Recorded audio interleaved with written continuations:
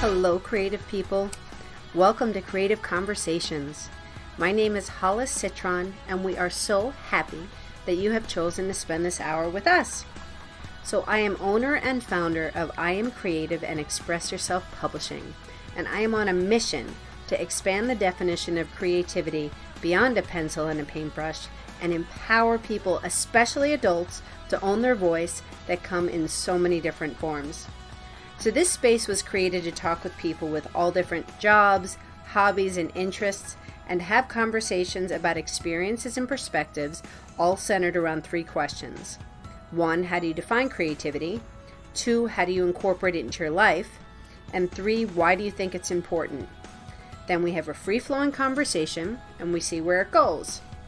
So I have had the opportunity to talk to musicians, Reiki masters, mediums, doctor, lawyer, real estate agents, and so many more. And these conversations explore the reality that creativity is not cute, it is necessary. People have defined creativity as their soul's essence, courage, imagination, basically all that we are and want to be. So sharing these stories expands one's thinking and opens up self-expression to feel more empowered, connected, and dare I say, happy. My inspiring guest for today is Reid Simkovitz.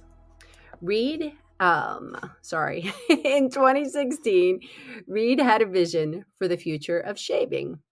People would be able to shave their back of their necks on their own. After launching the Scruffy 4 years later, he posted a series of viral TikTok videos, which ultimately led to more people buying the product for their legs. Reid, welcome to the space. Hey, Hollis, can you hear me? Hey, I can. Welcome. Thanks for having me. Yeah, I am so glad you're here. Do you have headphones in? I do not. Should I put headphones in? Because I'm hearing my voice echo in the back. So let's give that a try. I want to welcome the people that are here live. Thank you so much for being here. You can feel free to, as we have our conversation, you can put your questions or comments in the chat box below. So let's see if this sounds a little bit better. Can you hear me now? Yeah, that's better. And I don't hear my voice in the background, so yay for that. All right, cool, awesome. Yay, so happy to be talking to you about all that comes up. So can you please tell people a little bit more about who you are? Yeah, so my name is Reid Simkovitz, and I am from Cherry Hill, New Jersey, right outside of Philadelphia. I went to college in Louisiana at Louisiana State University, and while I was there, I struggled shaving the back of my neck in between haircuts.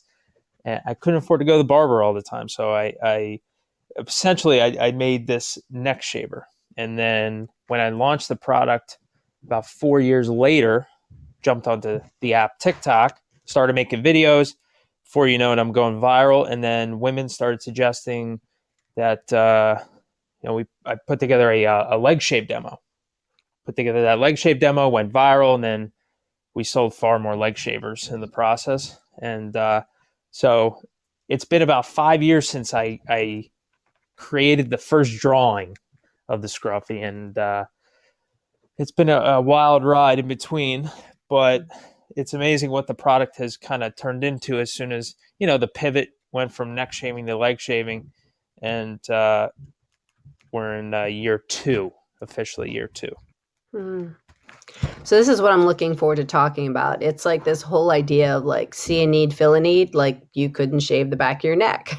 Right. And you were like, okay, how do I solve that problem when there's lots of people that have the same kind of issue going on? So you created something for that. And then when you put it into the world, isn't it amazing when you see, it's like we have these ideas of things that serve us, but then when we are listening and put it out there to the public and we listen, and here you saw that there was so much more of a need in this other direction. So you could have been like, well, screw that. This is what I want to do. But you chose to pivot and be like, wow, okay, well, this is where the market is really talking. So I need to switch it up a bit and change my vision. Right, exactly. And then, the other thing was it was almost like I couldn't control it either because it was just so many people were buying it for their legs. And it was like, well, I have no choice. I have no other choice but to pivot and Mhm. to fulfill their needs. And I just thought it was the right thing to do. But yeah, you're right. So this is where, yeah, we're going to get into this about this whole entrepreneurship thing and vision, Hmm. but let's do our would you rather question first, and then we'll dive into the deeper stuff. So, Reid, would you rather travel the world for a year, all expenses paid, or have $40,000 to spend on whatever you want? Um, I think I'd travel the world. Mm-hmm. Have you traveled very much? Well, not a whole lot, not as much as I probably should, but traveling around like the United States. I mean, I've gone outside the country. I've gone to London, gone to Israel, and I think it's really important to kind of see what else is out there, like in the world, and you Mm-hmm. start learning about other cultures, and it kind of expands your mind. You start learning, in doing that, you start learning more about like yourself too, and so I think it's important to meet people from all different walks of life. You can't really. Well, I mean you can't really buy that. I mean, I guess you can in a way if you travel around and have everything paid for, but that alone, those experiences, uh, beats out anything else, I think. Yeah, I would agree on that. It does. I think there's such a huge thing to be said for just seeing different cultures and seeing just like really being immersed in it and not in the touristy way, but Right. really being in it. Our Skylar, our daughter, just got back from Costa Rica, being there for 6 weeks, and in like an immersion in a gap year thing, doing things with recycling and helping turtles and all of this kind of stuff. But being part of the culture, like she, because being in one place, they traveled to a few places, but they were in one place for 4 weeks. And she said, I just felt like a local, people were just like waving and she's Yeah. like, it just felt so good. Right. Exactly. I remember you telling me about that too. Yeah. Like, hey. So I feel like I have to preface to people, I am so excited to be talking to Reid. I have known him since he was young. Right. I feel so old. But like seeing, it's just so amazing to see, the growth and just all that's going on. I'm just happy to have known you for so long. So Yeah. I mean, at least, I don't know, 10, 15 years, something like that. yeah, we've Yeah. lived here. We've lived here for almost 20 years. So Yeah. it's kind of Yeah. crazy. Yeah. Anyway, okay. So let's dive into the first official question, which is, how do you define creativity? So, in my definition, um, I define it as making anything into its purest form. Mm-hmm. Into its piece. So give me more. So really creating something to its fullest extent, like to its fullest potential. And I don't think you can get there by not truly understanding who you are.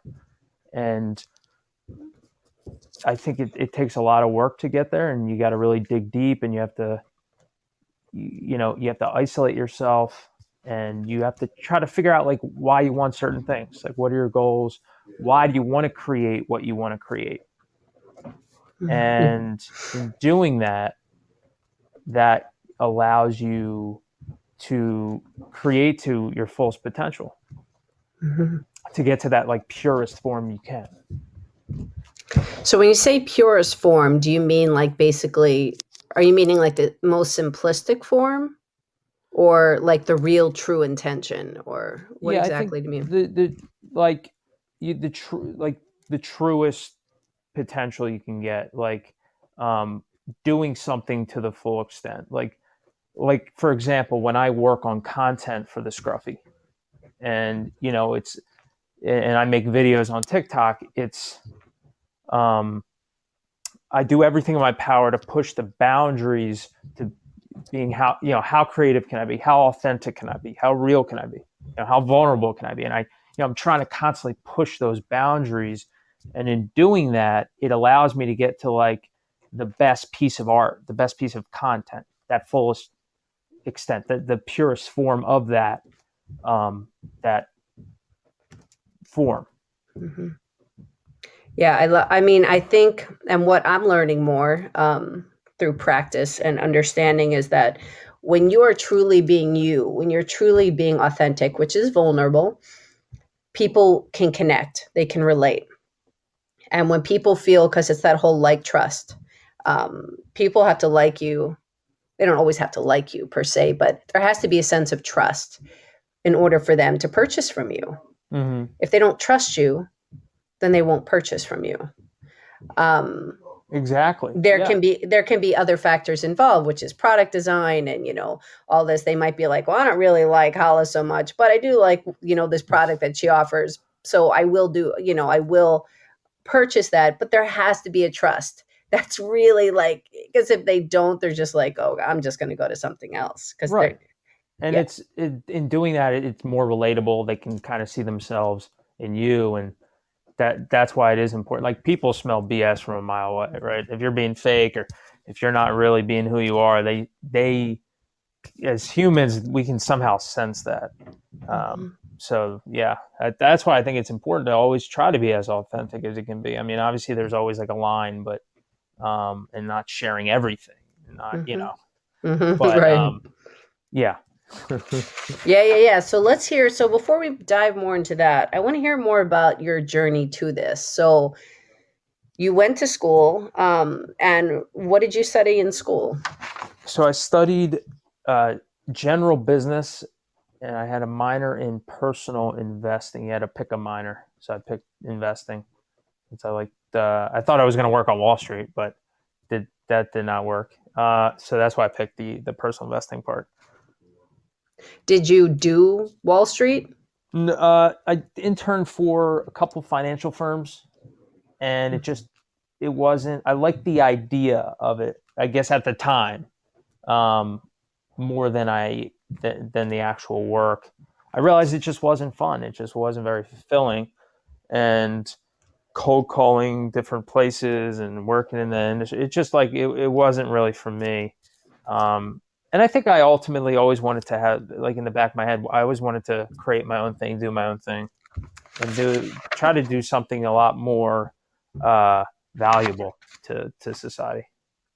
So talk to me about this entrepreneurship. Like, did it scare the hell out of you? Or like you said, you had it in the back of your mind when you actually chose to do it, where you're like, oh my God, what the hell am I doing? Or were you like, this feels good? Well, a little bit of both. I was definitely very scared at first, because I didn't know, I was scared I was going to fail. They say most people fail. Everybody's telling you to take the safe route, work the 9-to-5 corporate ladder and all that stuff. But it was just something I always wanted to do. I was always scared to do it. Like, I never really had the courage to, there was like, you hear like a lot about like entrepreneurs have lemonade stands and all these things. I was actually always scared to do those things, but it wasn't until I went away to school, started figuring more out about what I wanted to do, and built up the confidence to do my own thing. And then, once you take that leap, it's scary at the time, and then, you start to get more comfortable. And now, year 2, it's like, thank God, I went this route. It's like it's much more fulfilling than what I was doing before. Mm-hmm. Yeah. It, like, you feel it like with every part of your body. And there's, like, I can say from my perspective, like, I wake up excited. I mean, not every day is like, yay, rainbows and butterflies, but there's an excitement for what's coming. What I don't know is coming, but I'm looking forward to how it's going to unravel. Right. And I think that's that's with anything too. Like not every day is going to be great, even if you're doing the other way. You're doing what everybody else is doing, or not necessarily your own thing.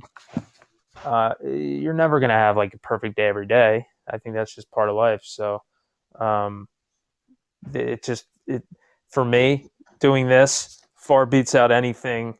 I don't have to answer to anybody. I'm on my own schedule. I think it's hard. It takes a little more discipline, obviously, but it's just more rewarding. And Mhm.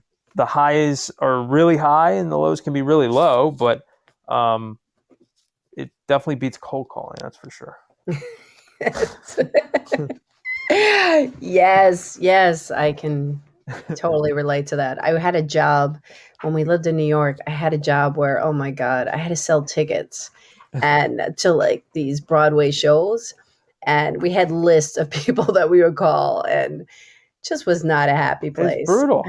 It's totally, I'm like, I would leave there and be like, why am I here? This feels so icky. Like I hang up on these people, and Right, yeah. exactly. Now Broadway may be a different story. That's actually that seems kind of interesting, but I don't know. It was But like off yeah. Broadway. Yeah. Oh, okay. I should have prefaced it with that. But then there's the other side, like, our son Jared, like he has been doing which he's graduated and he's to a different position, but doing door-to-door sales. Mm. And with that, he has learned so friggin' much. And he's like, it's not like I don't love it, but there's been a lot of learning in it. And he's learned so much more about sociology and how to relate to people, people's body language, just to kind of read them and know what to say and how to keep it short, how to hook people. Like there was just a lot of learning going on, even though it wasn't like the happiest of places. Yeah, and as brutal as it can be, you're right. I mean, you can learn a lot about just communicating with people, and I think it also builds a certain toughness that you can't get from any other job. And so I do think it's kind of in an odd way important to at least try, even if it's Yeah. for like a month, just to you know put your feet in the water there, just to get a little bit of confidence, and it helps you with other things as well. Like you're not necessarily like I'm not cold calling anymore necessarily, but there are people or retailers I do have to call Yes. where it can be a little nerve wracking, or it would be a lot more nerve wracking had I not had cold called in the past. It's like, all right, I've already done this like 1,000 times, like you know. So Right. that it does help in that regard. Right. And it's not, you couldn't learn how to do cold calling in school, right? Say that again. You couldn't learn how to do cold calling in school. Oh no, no. I mean, you got to do it on your own, yeah, or in a corporate setting or whatever. Yeah. Yeah. It's Yeah, like real life experience. yeah. Yeah. Yeah. So let's actually hear more about. I'm intrigued and I'd like the listeners to hear more about. So here you had this concept. So how did you take it from concept to actual object?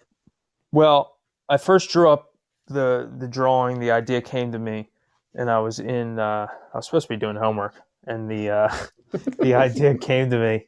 I was like, oh, I think this actually can work. I texted my buddies in our group chat, and they all thought it was a great idea except one. And so I was like, okay, four out of five. This is I think this actually might be a good idea. And I was also at the time, like I said before, I was struggling to shave the back of my neck on my own. Um, so that's how the process started. I went to the student incubator on campus, paired up with a couple engineers, and um, got the official design, got the prototype. Then from there, reached out to patent attorney and got the patent process going.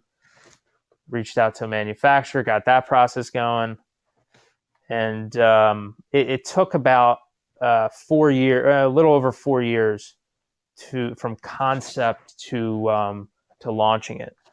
Mhm. Wow. Wow. Yeah. So here you had this idea. So you drew it out. So you drew that aspect out yourself, Yeah, right? I drew the first drawing I had. It wasn't great. Yeah. It was, but it was some semblance of an idea, and the engineer that I eventually paired up with, um, drew up a better drawing, and then Hmm. we created a 3D print from that. Hmm. So this is what's amazing. So listeners, when you have a concept, like you don't have to be the best drawer or the best, like Right. just put it out there. It's, Yeah. I mean, isn't it huge to like get it from brain to paper or brain to Oh, it's whatever material? yeah, it's huge. I think it's just starting. I think that's the hardest thing, and I get a lot of people ask me like, how do you start? Where do you begin? And like, yeah, I can go through this whole process of how I did it, but it's really like first piece of advice is just start. Just do something. Draw something. Um, Google something. Reach out to somebody. Like the drawing was terrible. I mean, it was horrible. It didn't Hmm. even. It looked like a banana. I mean, it was just like it was so. It just wasn't what it should have been. But I knew it was a start. Hmm. Right. But then because it got your creative juices flowing. So it's like, okay, so let me just get this out. Oh, so this is kind of like a concept. And then you took it to this incubator at your school, and then you teamed up with them, which then they really brought it to life, correct? Yeah, I mean More so. yeah, they brought the prototype to life, and then what I did was I took that prototype and I found a manufacturer, because I had graduated at that point. Hmm. So it actually took over a year to come up with the design. I actually graduated without a design, and then but I kept working with them on the side while I was working my 9 to 5. I was working for Staples at the time, and so yeah, and then and then I eventually found a manufacturer, which was a whole different process, and yeah, and got the process going. But yeah, the incubator and LSU, Louisiana State University, was the. I mean, I'm not sure what would have happened if I didn't go there. Uh, it really helped, like going to that incubator.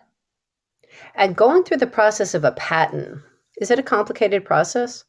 Yeah, I think it's a long process. I think the average patent, from filing to getting it is like at least 18 months. So it's a long process. But the attorneys really do a majority of the work. Hmm. But so, but I had the other part is the money part, and I had saved up for 8 or 9 months, to pay for the first design and utility patent. Hmm. But yeah, I guess they probably they definitely do a majority of the work. Hmm. Hmm. Yeah, because we only have a certain amount of brain space. It's Right, like exactly. it's Yeah. like I'm of the belief of bring people on where you can, who can do things for you, where you don't have to do the research, you don't have to do that thing because you have a million other things to do. Right, exactly. And I was reading something like Sarah Blakely of Spanx, actually. She wrote up her own patent when she was doing Spanx. And then Hmm. I think she still had to have an attorney do the claims or whatever it was. But yeah, I mean, it's a, if you don't, you got to know what you're good at and know what you're not good at. And that was something obviously I had no idea what I was doing. Right, right. Yeah, but I mean, God, I mean, listeners, it's this whole, again, I'm going to repeat, it's going from the concept to the actual creation. And it could take 2 months, it could take 4 years, Right. it could take, and it's a matter of being passionate about something and believing in it in order to take it to that next level. Because, I mean, so when I say the word believe, what comes up for you? Believe. Well, I think believing is everything. I think you have to believe in what you're doing.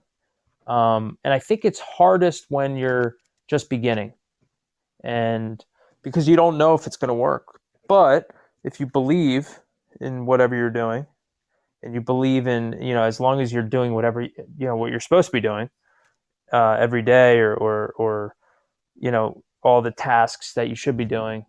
You have to believe that it'll work out eventually. Yeah.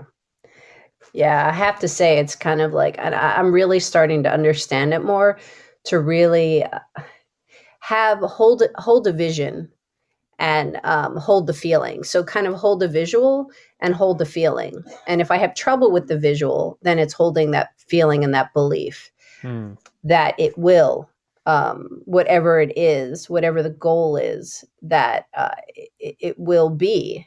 And we were actually just reading a book. There's Neville Goddard, and he a really thick book. And my husband and I, Arthur and I, have been going through this book for a while. And there was just this whole chapter on imagination and holding this vision in your imagination. And, in short, this couple bought this property and they wanted to build this house, and they had this whole vision of how it was going to happen. And they imagined every step of it. They spoke it out and they saw it. And in it, they said, we're not going to put a cent down to build this property.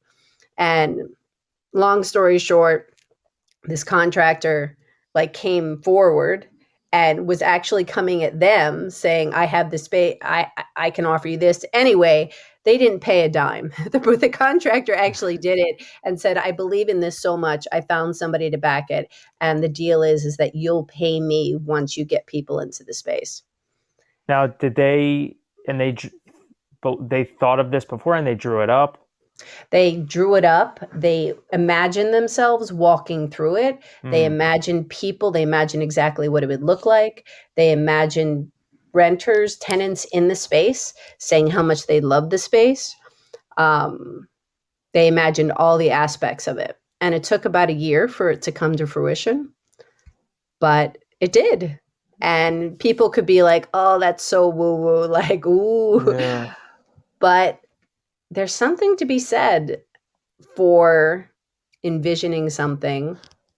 Yeah. And I, I yeah, yeah, I think you're right. I think you're right. A lot of people kind of poo-poo the secret and stuff like that, But if you look at a lot of, like, for me, I study a lot of different successful people, whether entrepreneurs or artists or musicians, and it's like they all really had this vision. Whether they wrote it down or not, they still had that vision, and it. I think if you don't have that, I'm not sure. I don't. I'm not sure you can get to that place you're trying to get to. I don't know. But I think it, like, even for me, when I was trying to figure out like who I was in college, and trying to map out this plan, I was writing down my goals and my vision, and why I wanted to do what I wanted to do. And yeah, I think you're right. I think that's an important step, is to really map out, like, mentally where you want to be. yeah, I'm seeing the importance of it more and more. There'd be a Hmm. resistance Yeah. in me. And then I'm like, yeah, because believe it or not, like I can envision things and I can use my imagination. But sometimes when it comes to specific things, like my husband, he can visualize this dream house that he has for us. Right. He smells it, he can touch it, he walks through it. He just lives it every day. He visualizes going through the space. That doesn't come as easily to me, Right. that Yeah. aspect. But I think at the same time, I think that also actually in saying it, it goes back to belief. I think that the belief may not fully be there in me owning that space. Mm. If I did own it, then it would come easier. Interesting. Yeah. So is that the resistance? You just don't. It's not something that you can think of, or like what's the resistance? I think this is where, honestly, my mental, the difference between the head and the heart. So my logical brain kind of gets in the way Mm. instead of Oh. being in the heart space. So I think my Right. my my head space is like, well, what are we talking about? Yeah, like like, you start thinking about, well, the odds are stacked against you, and it's one in a or, million, and blah, blah, blah. Yeah, so it's, and there's, I'm really becoming so aware of that difference between the head and the heart. And it's not being, again, going back to this woo of, oh yes, everything is just like from the yeah, heart and you have to feel everything. And but I truly do believe you have to feel it in there. I feel like your heart and your gut are your really true indicators, yeah, because your gut really does know what the hell it's talking about. yeah, yeah. I think so too. But I think even if you don't envision it perfectly, and you don't necessarily like use that rah rah talk to yourself, I still think it's like really possible to do it as long as you can discipline yourself to put in the work and show up every day and like continue on this path. Like Mhm. eventually something's going to happen. Eventually you'll get something, and you'll be Yes. rewarded from from the universe and whatever you believe in, um, by just putting in the work every day.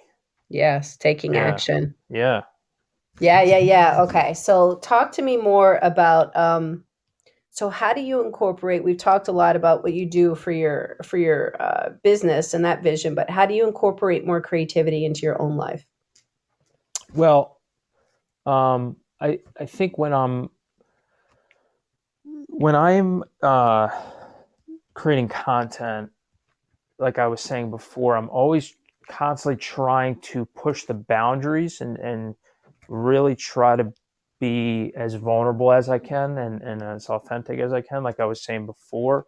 Hmm. Um, and in order to implement that, I just have to continue to put in the work and continue showing up, and being comfortable with being uncomfortable.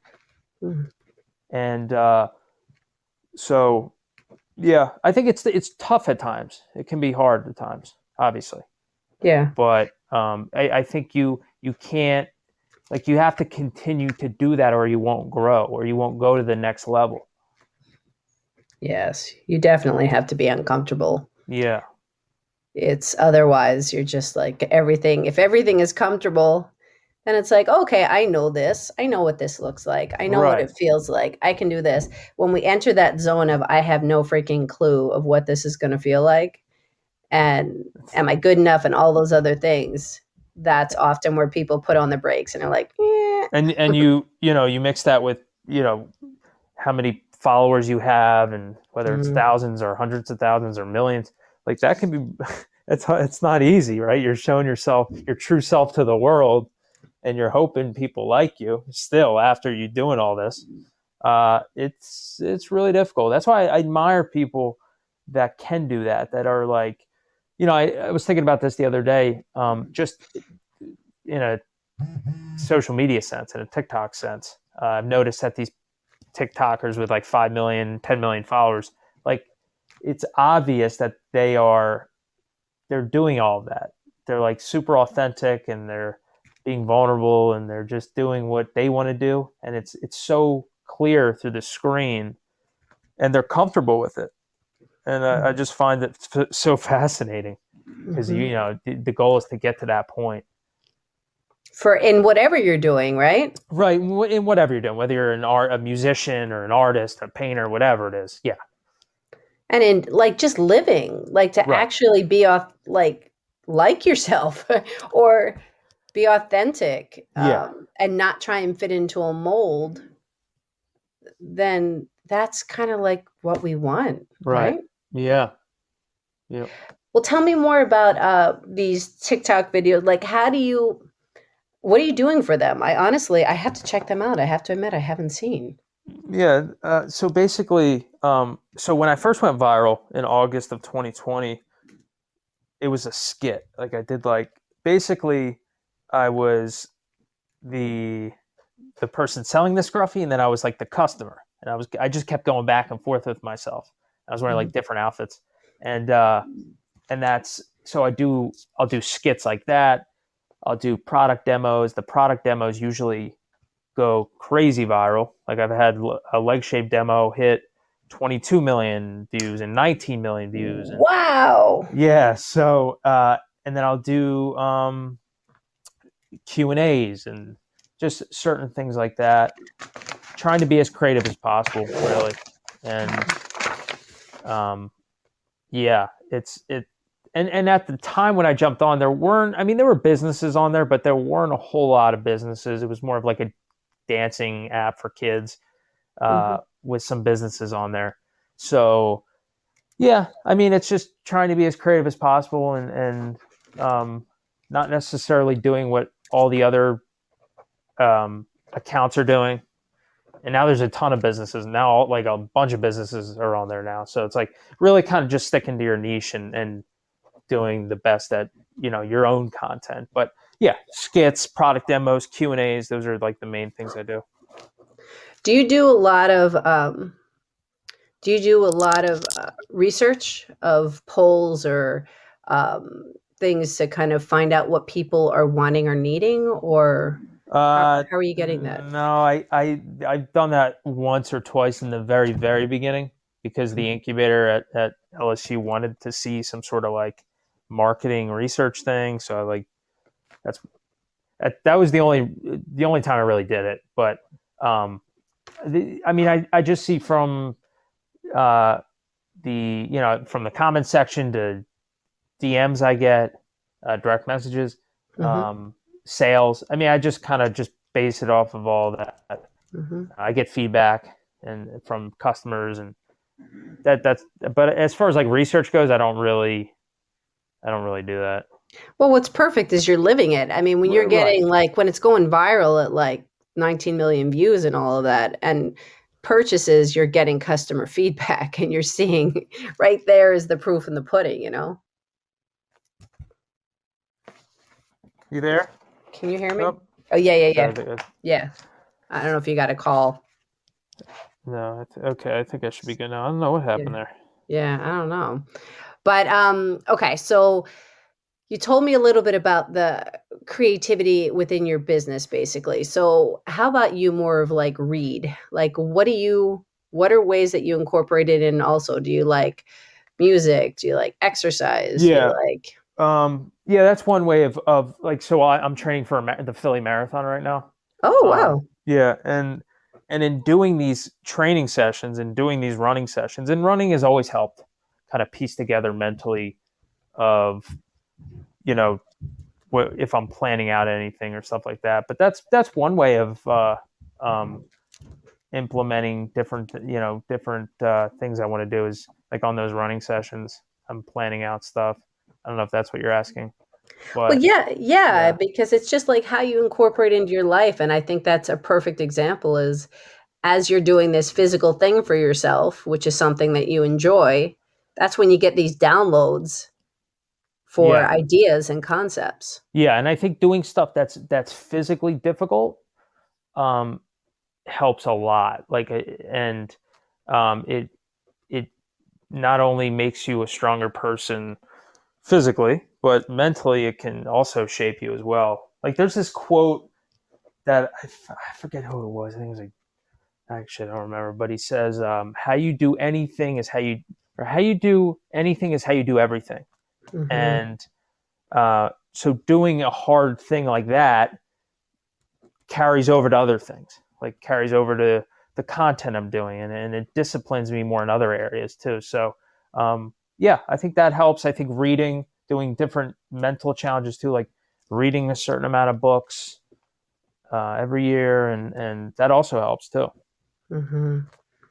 Yeah, I love that quote of how you do anything is how you do everything. Yeah, and that belief that because it does, everything is tied together. right. How you are as a person, as a human, is how you do things. So if you're the kind of person that's willing to challenge yourself and try this thing that's out of the box of running a marathon and getting yourself physically fit for it, then you're the kind of person that's also going to be up for a challenge of, I have this concept and I want to be an entrepreneur and create this. Right.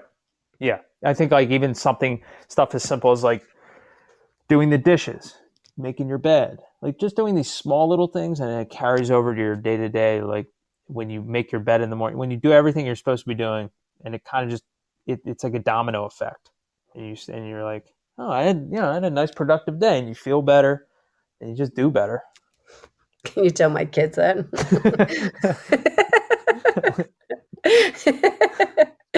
You know them. Hey, listen, I wasn't always I wasn't always like this. I'm sure they'll get it together eventually.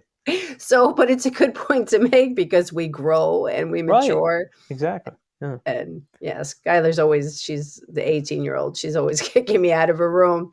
I walk in and I'm like, I just sigh. She goes, get out. Get out. I know what you're going to say. I'm like, that's mom hat. Yeah, there you go. Oh my God. I want to acknowledge people that are here live. Thank you so much for being here. Please feel free to put any questions or comments in the chat box where we can see them and we can respond. So the marathon, when is it? November. I think November 21st. First marathon. This is your first marathon? Yeah, so I did a half marathon when I was living in Texas, and that was the first half marathon. So this is the first marathon. That was last year. Mm-hmm. So how many miles is that? 26.2. Wowzers. Yeah. So how's it going with the training? Well, it's tough. I think it's but I think I knew that was going to be part of it. Just like mentally, it can be pretty draining, and obviously physically it can be draining, but it's like it's all about getting into that state of flow, that flow state. Mm-hmm. And I think that also, like I was saying before, it carries over to like when I'm working on the scruffy and I get into that flow state. Next thing you know, it's like 3 hours have passed, but you like did a whole lot of work. It's like, how can I get into that flow state as fast as I can when I'm running, when I'm doing those training runs? Because it makes the workout so much easier. Yeah. And it's that presentness. Right. Right. Yeah. It's like actually being, instead of thinking of, okay, as you're doing it, well, I need to go home. I need to make some food. I need to do, there's this, that like, and that word need or should, I should be doing this. I need to be doing this, and you're not actually physically there. I find that actually more exhausting. Yeah. Personally. Yeah, I think so. I think being present is also really, and then you just feel grateful for things as well. And it makes the task easier by being more grateful. Because you're like, well, I don't know, like, I only have a finite amount of time doing what I'm doing. This could be, what if this is the only marathon I end up doing? Like, I don't know. But so, last weekend, or maybe it was the weekend before, it was 2 weekends ago, I had to run 3 hours on 2 Sundays ago. And, can be daunting. It's like 18 miles. Mm-hmm. But I was like, oh, this is like, I'm only going to run this 18-mile run so many times. Like, so let's enjoy it while we're here. Let's be present and let's have fun. Mm. So that mindset, total. So how did it feel when you were doing it? Well, I mean, I think at certain points it was tough. It's still, like, even with all that being said, it's still, it's still challenging. But it helps. Yeah. Yeah. Yeah. I mean, it's a mind thing. It's a mind. Yeah, it is. It's a mind game. It really is. I mean, that's pretty much all it is. And you have to, in some of those training runs, you have to really dig deep, and you start getting into your past and you start thinking about certain things, and which is why I think there, if you've ever been through some sort of struggle, you have to kind of channel that struggle, use it as motivation when you're running, and that also helps. Mm. Yeah. Did you ever see the movie Brittany Runs a Marathon? I did not. I've heard of that though. It's on Amazon. Brittany Runs a Marathon. Yeah. Yeah. She has a lot of, it just made me think of it, well, because of the marathon, obviously, but also the struggle aspect, very much in a mindset of, not healthy for her body and all this kind of stuff. And she ran into somebody and they suggested running, and she was basically like, F you, basically. But then she lived in New York, and when she walked out, she was like, fine. She had the worst sneakers and all this, but I'll just try it. I'll just run up the block. And she walked out and saw her reflection in one of the food trucks on the corner. And she ran back in because she didn't like what she saw. But then she set herself a goal and was like, literally to the end of the block and back. And that's it. Yeah. And as she was running, of course, in New York, there were all these people around. And she's like, I hate New York, because she kept bumping into people and they were I can only like imagine. getting in her way. But how one thing led to another. And she did. It's a true story. She did, with all of the adversity that happened, she did run the marathon. And she started off with a small like goal, which I think is really helpful. Like even when I first started running, it was like a quarter mile, as slow as I could go. Like I actually hated running, and but I realized it would be good mentally, and but yeah, I mean, when I started off, it was like quarter mile, slow as I can go, and then I kept building up, and again, I think that carries over to other things. Like like I write a certain amount of letters to customers every night for the customers that bought. So we launched Scruffy 2.0. So the customers that bought the Scruffy 1.0, I've been trying to write personal letters. It takes me like 7 minutes to write each one. Gotten over like 100 letters done, but every night it's like, let's just do 5 letters. So that was like an attainable goal, but it's kind of small enough where I'll do it continuously, right? If you set the goal too high, if you're like, I'm going to run 10 miles today, and you've never run before, it's like, well, forget it. Like, well, Right. there's no way I'm going to do that. Or if you say, if you do some sort of diet and you're like, well, I'm not eating any junk food, or I'm not doing any of it. It's like, well, you're just setting yourself up for failure. You gotta, there's a balance with anything, but you got to kind of set yourself these small attainable goals, which builds to bigger ones. And then before you know it, you're having some sort of success in what you're doing. Yeah. I love that fact that you are writing personal letters to people. That is so friggin' important. That whole connection aspect where people, I mean, that will make them lifelong customers of you. Yeah. I mean, I hope so. I think for me, number one, I feel like it's the right thing to do. And I feel like it'll help me connect with the customer. And there's also a part of me that believes, I know most people, most entrepreneurs and CEOs like aren't doing this. And so that kind of gives me like an edge. Definitely. I think about that. Like if I work with an influencer, I'll write a whole like page or two instead of like a little tiny thank you card that I see most companies send influencers. And, I write to them like how they inspire me and my story. And then I, thank them and all that. But I think that really does help. And it's harder to do that, but it definitely, I think it pays off in the long run. Well, I think it's humanization. Yeah. It's just people crave that. Mm-hmm. People crave this group that I'm a part of. And we were just talking about it yesterday. And it's just like the sacred storyteller. And people want these stories. People want authenticity. People want connection. Right. People like this whole surfaceness of everything being the same and this fast movement of everything and all this stuff being thrown at you. People really do want to slow down, and they want to actually be able to feel like they're being heard or being recognized. So I think that is a wonderful thing that you're doing from the standpoint of you as a human and you for your business. It's a wonderful practice. Yeah. Yeah. And you're right. I mean, it kind of goes back to just being as authentic as you can be, just being as real as you can be, like how you are with your friends and your family, just doing that with everybody. And in doing that, you're making friends with your customers or whoever you're selling to. Because it gets exhausting to wear all these different masks. It's kind of like, okay. Yeah, and that's the other thing. It's tiring. It's like, right. And it's, before you know it, you're you're one person and one somebody else, and then you're another person with somebody else, and it's just, you're right. And I think it's, for me, I could probably do that at times. And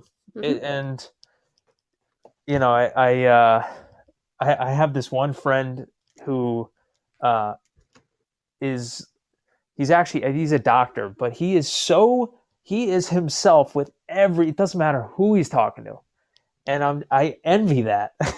You know, he's like this like silly guy, and he's just like that with everybody. If he meets you for the first time, he is the same person, and it's getting to that point, and we all love him too, and that's it. It's because he's like that. It's a journey. It's kind of Yeah. like we really are. We kind of, we're just all working it out and getting Right. to Yeah. some people it comes to easier and quicker, and others it just takes a little bit more to kind of let the guard down or get to where we want to go. So it doesn't all happen exactly Right. at once, you know? Yeah. So as we're getting to wrap up, with the third question, which is kind of just things that we've talked about, but why do you think creativity is important? Well, I think you ultimately want to have the most fulfilling life you can. And I think being as creative as possible leads to more success in whatever you're doing. And, you know, at the end of the day, if you have more success and more financial success, you can give back as much as you can. And it's something I was like thinking about the other day. So, and I feel like giving back and making this planet, I know it sounds a little hokey, but making this planet better than what leaving it how a better place Yes. is a good goal to have. So, but I think you can't really get there until you're, creating your whatever you truly want to create, and it's like getting to that purest form, and that ultimately leads to having a more fulfilled life. Yes. Love how it's always cyclical. It always brings it right back to that. So, Right. yeah. So please tell people how they can find you. So on TikTok at the Scruffy, the Scruffy, SCRUFFIE. You can go to thescruffy.com, get yourself a Scruffy and some razors. I'm on Instagram. Usually TikTok is where I'm mostly active. Yeah. Can you disclose any of the future of shaving within your world, of what it looks like, or is that kind of like, No, I mean, like what we're working on. yeah. Yeah, so we actually are working on Scruffy 3.0, which I don't think I think I've told a few people, but and it's just like it's just a little different how it looks from the 2.0, but other than that, trying to maybe put together different products, shaving creams down the line, and maybe turning this into a full-fledged shaving business. My whole thing is, if I do sell regular shaving products, like I don't want to just sell what everybody else is selling. I want it to be impactful, and I want it to be different in some sense. So with shaving cream, if I can make it my own natural shaving cream that's healthy, and that's something I would do. And then kind of just go from there and continue to innovate with content and keep pushing forward. I love it. And I think that's such an important point. It's being impactful and different and figuring out what that means. And we don't always know the how. Right.